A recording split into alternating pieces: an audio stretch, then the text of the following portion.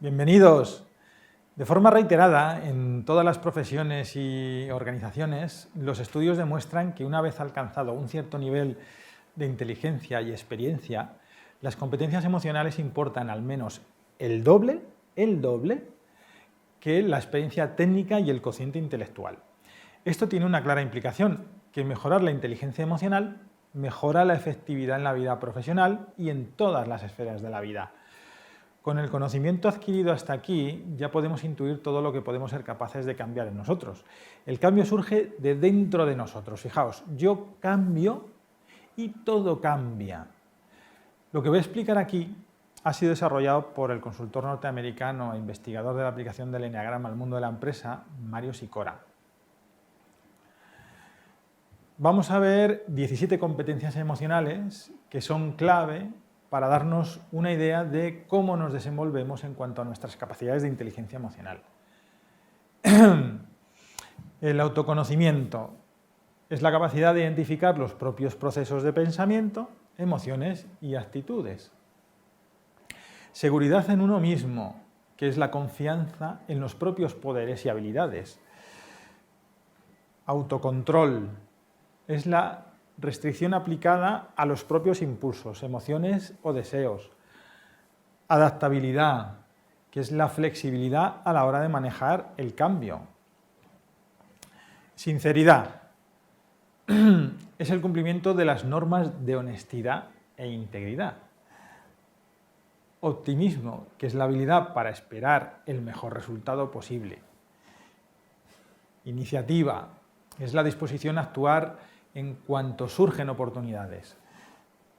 Motivación de logro, es el esfuerzo por alcanzar o mejorar un parámetro de excelencia. Esta tan nombrada, la resiliencia, que es la capacidad de resistencia frente a los obstáculos. La honestidad, que es el hábito de decir siempre la verdad y actuar de una forma coherente. Empatía, es el reconocimiento y participación en los sentimientos, ideas y necesidades de los demás. Conciencia política, que es la lectura de las corrientes emocionales y relaciones de poder dentro de un grupo. Comunicación, es la capacidad para escuchar abiertamente y transmitir mensajes convincentes. Cooperación, es el trabajo con otras personas en pos de objetivos compartidos. Liderazgo, es la capacidad de inspirar y liderar a individuos y a grupos. Influencia, es el dominio de las tácticas efectivas para la persuasión.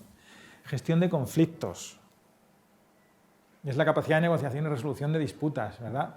Seguro que intuís que unas personas son muy buenas en unas competencias y que hay otras donde no se les da tan bien. Veamos un cuadro resumen. Fijaos, según lo que acabamos de describir, vamos a ver dónde sobresalimos. Los unos sobresalen en el autocontrol, en la sinceridad, en la motivación de logro. Como tienen un crítico interno muy fuerte, pues se imponen un gran autocontrol de sus emociones para enfocarlos a la tarea. Son personas que tienen la sinceridad en una alta prioridad dentro de su escala de valores. En la motivación de logro. El 2 sobresale en la conciencia política, en la cooperación e influencia. Conciencia política porque son capaces de ver esas corrientes de poder. Cooperación, esa tendencia que tiene el 2 a enfocarse en las necesidades de los demás. E influencia, que son grandes influenciadores. Muchas veces son el poder en la sombra. El 3, esa motivación de logro. Esa iniciativa y adaptabilidad al entorno, todo por conseguir el objetivo. El 4, los 4 son grandes expertos en autoconocimiento. Nadie mejor que ellos se conocen a sí mismos y lo que sienten, porque siempre están pendientes de su interior. Esa empatía, y los 4 también son muy sinceros. Empatía porque tienen esa tendencia, esa conexión emocional con el otro, entonces a pesar de que se fijan mucho hacia adentro, tienen esa conexión emocional, esa tendencia a la empatía que tiene su flecha al 2. El 5 también tienen predomina el autocontrol, la sinceridad y la conciencia política. Los 5 son grandes estrategas, entonces sí que saben cómo funciona, rápidamente se fijan cómo van esas corrientes de relaciones políticas dentro de un grupo. El 6, la cooperación, motivación de logro y la comunicación. El 6 es un gran cooperador, es un gran trabajador de equipo, es un gran trabajador de grupo, gran contribuidor. El 7, pues destaca en el optimismo y con esa iniciativa y esa capacidad de influencia que tienen los 7. Habíamos dicho que si los 2 te influyen a nivel emocional, los 7 te influyen a nivel intelectual. Pero ese optimismo constante que siempre, para los 7 nunca hay nada imposible, nunca hay, no se da lugar a la tristeza y al pesimismo, no, todos siempre tienen ese sesgo hacia lo positivo siempre, ese reenfoque. El 8 destaca en liderazgo, asumir una posición de liderazgo al 8 le sale de manera automática, sin darse cuenta. Por supuesto, la seguridad en uno mismo y esa iniciativa. El 9, pues también es una persona que está muy dada a la cooperación, al optimismo y la resiliencia. Cooperación porque el 9 siempre está pendiente de las necesidades de los demás, un poco como hace el 2, pero en el sentido de que, bueno, pues importa más los demás, ¿veis? Las formas que tiene de trabajar el 9. Suele ser una persona muy optimista y sobre todo una persona muy resiliente. Al 9 hay pocas cosas que le tumben, ¿verdad?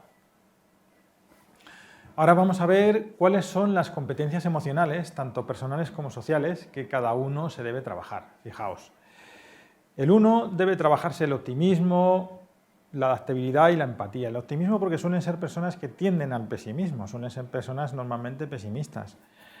La adaptabilidad para contrarrestar esa inflexibilidad que suelen presentar los unos cuando tienen tomado una decisión y les cuesta cambiar de carril. Y la empatía, que suelen ser bastante ignorantes del impacto emocional que tienen, sobre todo las cosas que dicen, ¿no? Los 2 tienen que trabajarse el autoconocimiento, el autocontrol y la seguridad en sí mismos. Autoconocimiento porque siempre están pensando en las necesidades de los demás y llegan a olvidarse de las suyas propias. El autocontrol porque al ser personas tan emocionales, pues muchas veces pierden el control emocional. Es muy típico en una persona 2 que te monte una escena, por ejemplo, ¿no? Y la seguridad en sí mismos, ¿por qué? Pues porque el 2 no tiene que estar siempre detrás de la persona que hace las cosas o que sobresale o que se lleva todos los méritos. Tiene que cultivar esa seguridad en sus propias capacidades y ser ella en la que tome la iniciativa, ¿verdad? Los 3 tienen que trabajarse la cooperación, la honestidad y la empatía. La cooperación porque son personas que suelen ir a su bola, suelen trabajar en pos de sus propios intereses y todo lo que tenga que ver con los demás lo dan de lado. Es más importante conseguir el logro que el camino, es decir, tienen que tener en cuenta más trabajar en equipo, aportar al grupo y hacer que sea el grupo el que avance. La honestidad, porque a los 3 primero les cuesta dar malas noticias y segundo, suelen contarle a las personas aquello que quieren oír, a las personas o los grupos, en el entorno en el que se encuentren. Entonces, pasa muchas veces que a los 3 les pillan con distintas versiones que les han contado distintas personas. Cuando esas personas se juntan, pues ahí es donde se ve que no es lo mismo lo que le ha contado uno a otro, porque el 3 ha interpretado que lo que quería escuchar cada uno o lo que era más correcto en cada momento, pues no es lo mismo en cada situación, ¿verdad? Y la empatía porque el 3, para él es más importante llegar a la meta que lo que se queda por el camino. Entonces, suelen olvidarse de los sentimientos que tienen las personas que trabajan con ellos. ¿Qué se tiene que trabajar el 4? Pues la seguridad en uno mismo, sobre todo. El 4 siempre está pensando que los demás tienen y a mí me falta, que yo no voy a ser capaz. Cuando tengo un éxito incluso hasta me saboteo, me pego un tiro en el pie y encima llego a sentir que no me merezco el éxito que he tenido y me autosaboteo el camino que estoy siguiendo. El optimismo y la capacidad de adaptación. El optimismo, pues claro, pues los 4 son personas que siempre están pensando en la pena.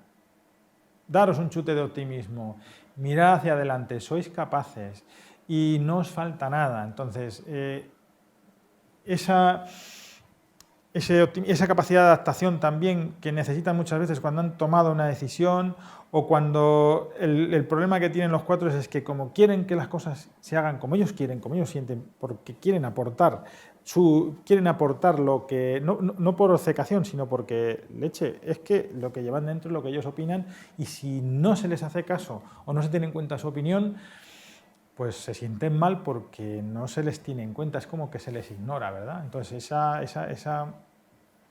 esa capacidad de adaptación ante las cosas y el no resignarse ante lo que pueda venir.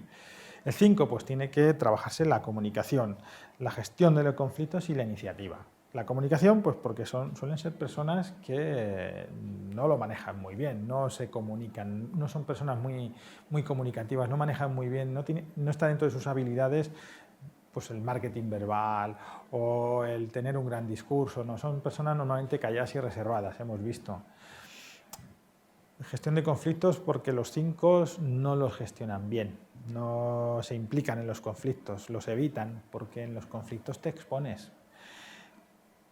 Y pasa igual con la iniciativa, no suelen ser personas que tomen iniciativa por el miedo a exponerse, porque cuando tú tomas la iniciativa o estás en medio de un conflicto, pues estás ahí expuesto y cuando un 5 se ve expuesto, lo que teme es que vayan a pedirle.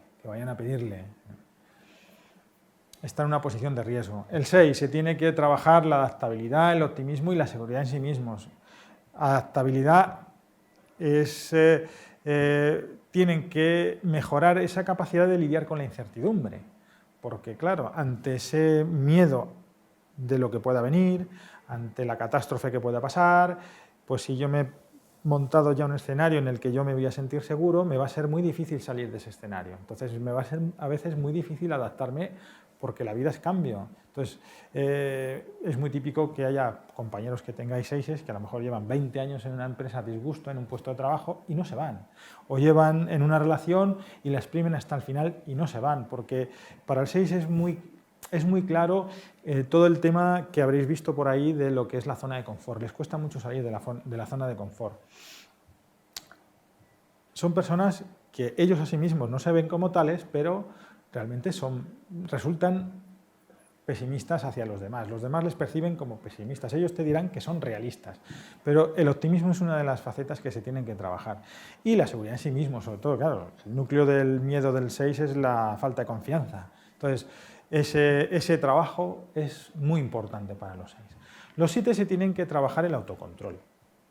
No se controlan cuando quieren hacer algo o se les pasa algo por la cabeza, lo quieren hacer y lo quieren hacer ya. Entonces muchas veces no miden las consecuencias de sus actos.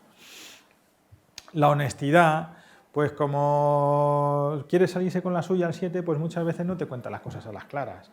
O te va contando pequeñas porciones, te va manipulando para llegar donde quiere. Si teme que le vas a decir que no a una petición, no te lo va a decir de manera directa. Le falta ese punto de honestidad que se la tiene que trabajar. Y en la gestión de conflictos, pues que los 7 los llevan mal, porque realmente son gente que quiere estar siempre disfrutando, de buen humor, quiere sentirse bien. Y los conflictos como te digo, es un sitio donde afloran las emociones, es un sitio donde con las emociones le pasa lo mismo, si os dais cuenta, que al 5. Es un sitio donde las emociones no las llevan bien, entonces sale a relucir lo que esas personas llevan dentro y no es una cosa con la que se sientan cómodos. El 8 que se tiene que trabajar, por supuesto, la empatía. Los 8 no son conscientes del impacto que tiene su comportamiento en los demás. Les mueve la acción, les mueve el tener que hacer, cuando se ha tomado una decisión, las cosas hay que ponerse en marcha ya, hay que hacer las cosas ya. Y cuando el 8, un poco le pasa que si las cosas no se mueven o si él considera que debe dar un meneo a la situación, pues él va a soltar la bomba y no va a ser consciente de cómo se lo van a tomar los demás. No es consciente de la intimidación que provoca muchas veces el cómo se comporta. Autocontrol, por supuestísimo, el controlar su ira, su explosión de ira y su enfado, que muchas veces es muy patente, y la comunicación, porque bueno, los 8 no son grandes comunicadores, pueden ser grandes motivadores, pero no son grandes comunicadores porque son muy taxativos, van muy al grano. Y el 8, cuando bueno, pues ha lanzado una orden, espera que se cumpla y se acabó. No se trabaja más la comunicación, que tiene mucho que ver también con la empatía. Y el 9, pues una de las cosas que se tiene que trabajar es la iniciativa. El 9 tiene que trabajarse la iniciativa porque tiene que dejar de... tiene que parar de dejar que los demás sean los que tomen la iniciativa. El 9, perdón, se espera a ver qué hacen los demás para ver qué corriente toma, si es que la toma. Entonces, esa iniciativa, aumentar esa seguridad en uno mismo, es decir, hacerme valer, que yo valgo para hacer las cosas, yo soy capaz, yo me reivindico, ¿eh? Y la adaptabilidad, porque aunque les veamos con esa máscara de personas afables y bondadosas, que realmente lo son, pero es muy difícil hacer que un 9 cambie de rumbo. Entonces, eso es una faceta que se tienen que trabajar, ¿no? Para trabajarnos aquellas facetas donde necesitamos mejorar, os propongo 3 pasos por cada una de ellas. Fijaos.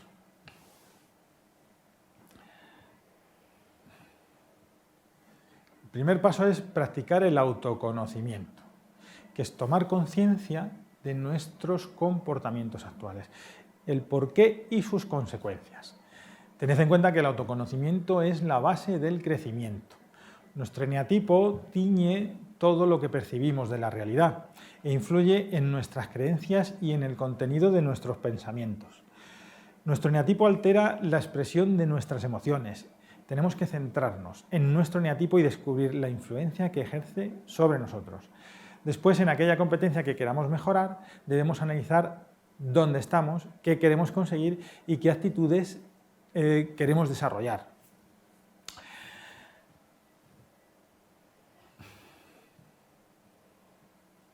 El siguiente paso es el desarrollo de la autenticidad con uno mismo.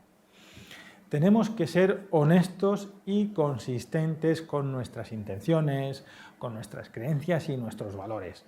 Debemos asumir la responsabilidad de nuestro comportamiento en lugar de ignorarlo o negarlo, racionalizarlo o culpar a otros. Primero, tenemos que identificar el conflicto entre nuestro eneatipo y el cambio que estamos intentando llevar a cabo. Segundo, debemos replantear la definición de nuestro eneatipo para poder para poder incluir nuevos comportamientos. Y ojo, no podemos cambiar hasta que no nos demos cuenta de que yo, y solo yo, soy el responsable de mis acciones. Por eso es clave la sinceridad con nosotros mismos. En esta fase escribe mucho. Debemos conseguir darnos cuenta de cómo nuestro eneatipo genera el conflicto que queremos resolver. Por último,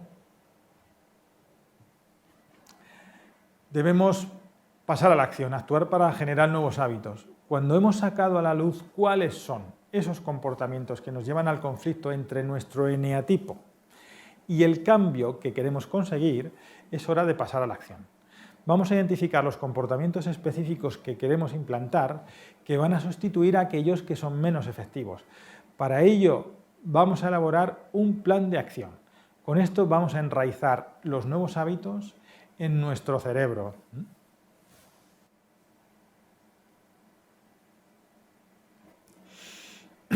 Finalmente, os quiero presentar este eneagrama a modo de esperanza. Amigos y amigas, hemos estado describiendo a lo largo del curso las peores características de los eneatipos con el objetivo de identificarnos y saber qué miedo y qué motivación más profunda tengo en mi mente. La esperanza se basa en que no importa qué eneatipo se corresponda a vuestra personalidad. No vosotros, sino vuestra personalidad. No importa, porque todos podemos llegar a ser una versión fantástica de lo que somos ahora. Fijaos, el 1, realismo y sabiduría, o sea, en un nivel de desarrollo, el 1 llega a un estado de realismo y sabiduría, todo en equilibrio, de ser una persona razonable, de tener unos altos principios éticos. El 2 llega a practicar ese altruismo desinteresado, a ser una persona bondadosa, un ayudador que nutre, es decir, que le estoy ayudando a crecer, le nutro para que la otra persona crezca, sin esperar nada a cambio. El 3 se convierte en esa persona auténtica, en esa persona que inspira seguridad y que es un ejemplo para los demás. El 4 se convierte en un creador con esa inspiración y esa creatividad. El maestro de la intuición es porque los 4 son personas muy intuitivas. Por eso muchos tienen esa vida espiritual tan intensa. Le vienen esos conocimientos y no saben, no son conscientes de dónde le vienen, ¿verdad? Y son grandes amantes de la belleza. La belleza es un gran ideal para el 4. Los 5 se convierten en pioneros visionarios, o sea, son gente que ven lo que los demás no vemos, ven patrones, ven conocimiento, sacan conclusiones con datos, con conocimiento que los demás no somos capaces. Un observador de la realidad y un gran innovador.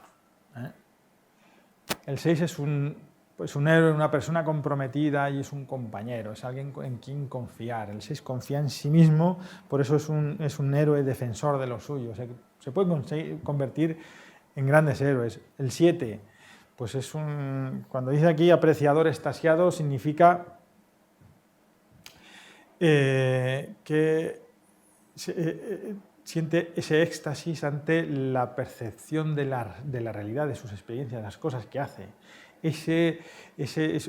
Por supuesto, es un espíritu libre y un generalista productivo, porque es una persona que tiene tan amplio espectro de las cosas, que puede hacer tantas cosas a la vez, que realmente es una persona que cuando llega a este estado, pues son fantásticos como todos. El 8 se puede convertir en un corazón magnánimo, en un inspirador de seguridad y en un líder constructivo. Un corazón magnánimo es aquel que, aplica justicia, pero es cuidador de la gente que tiene a su cargo. El 8 se puede convertir en un gran protector, pero en un gran protector equilibrado, justo, autocontrolado. ¿Os dais cuenta de cómo cambian las cosas?